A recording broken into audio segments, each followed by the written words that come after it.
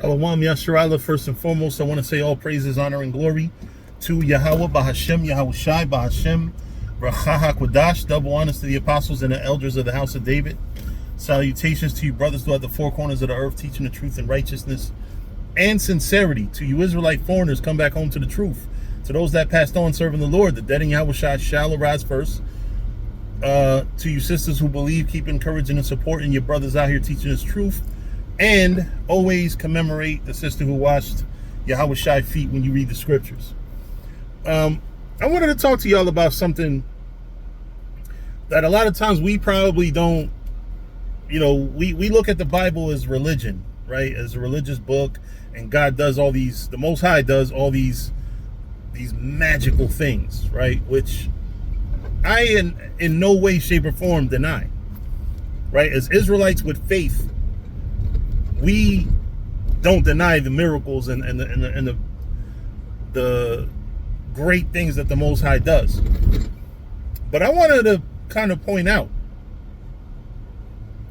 that just because the Most High does all these acts, all these miracles and things like that, does not mean that to the human eye these things look or don't look practical. I'm going to give you an example, right? Crossing the Red Sea. Right? In our mind, we look at the movie 10 Commandments and we think, oh, all Moses did was do this and the seas parted.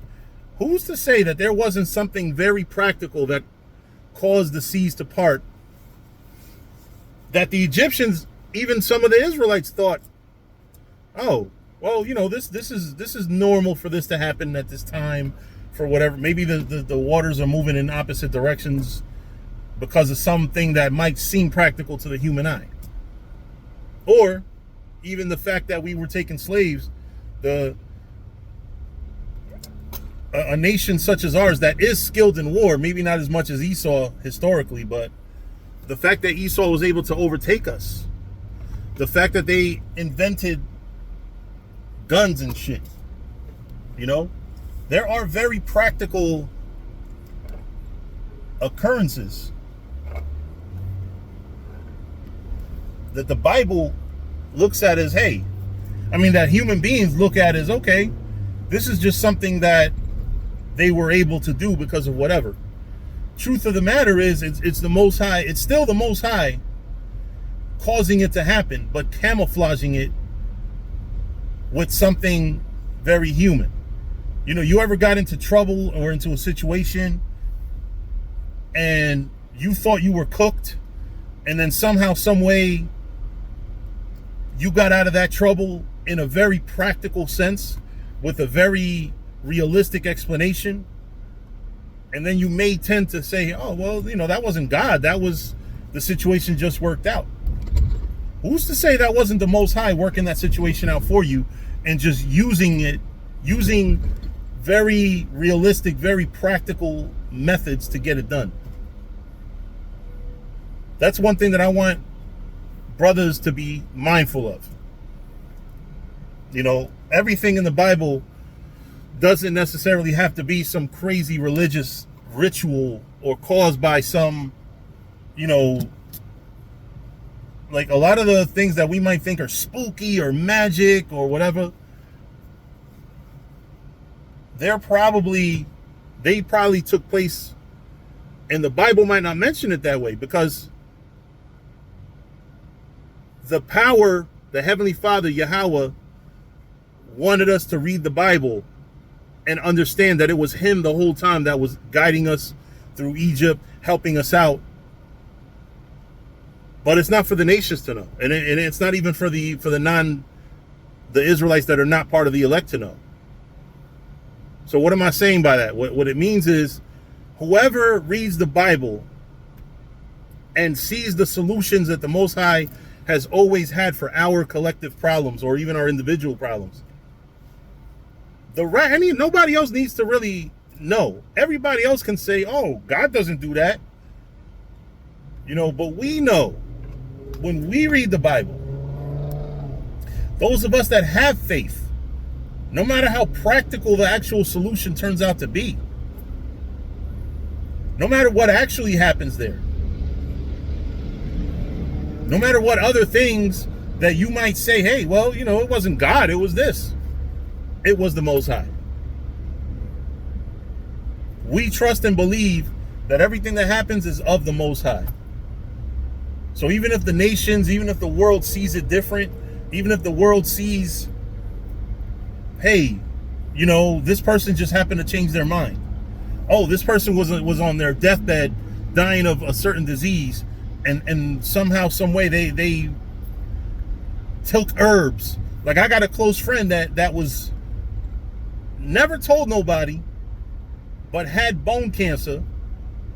His wife Googled it, and this is one of the greatest people I know. He's not in the faith, but he's one of the greatest people I know. Had bone cancer. Still to this day, he's trying to tell me it was something else. His wife got him, you know, herbs, and I'm not saying he doesn't have bone cancer, because I'm not supposed to know, but I'll tell you this, he went from, he was trending under 100 pounds. And this is a dude that was brolic. I'm talking about muscles like fucking shit. Muscular brother. Got bony.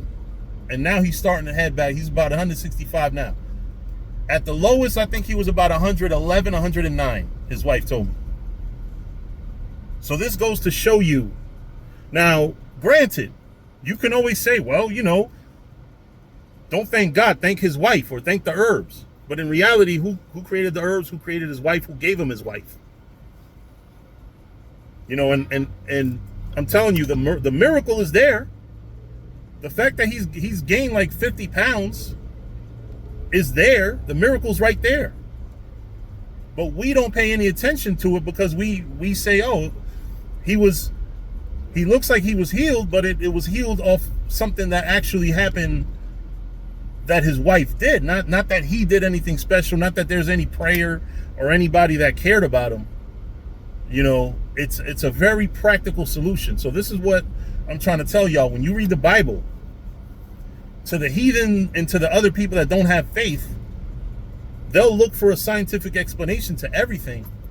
And in reality, there probably really is one. I mean, I personally don't know anything that could actually have caused the Red Sea to open up. But let's say there was something that actually took place, but the Most High caused it. At the end of the day, it's caused by the Most High, not by man. So, I mean, hopefully this was understandable and inspiring to y'all to have faith. You know, even if the solution looks like it's a practical solution, even though it looks like you got out of it because you appealed to somebody's reasoning or something, or logic,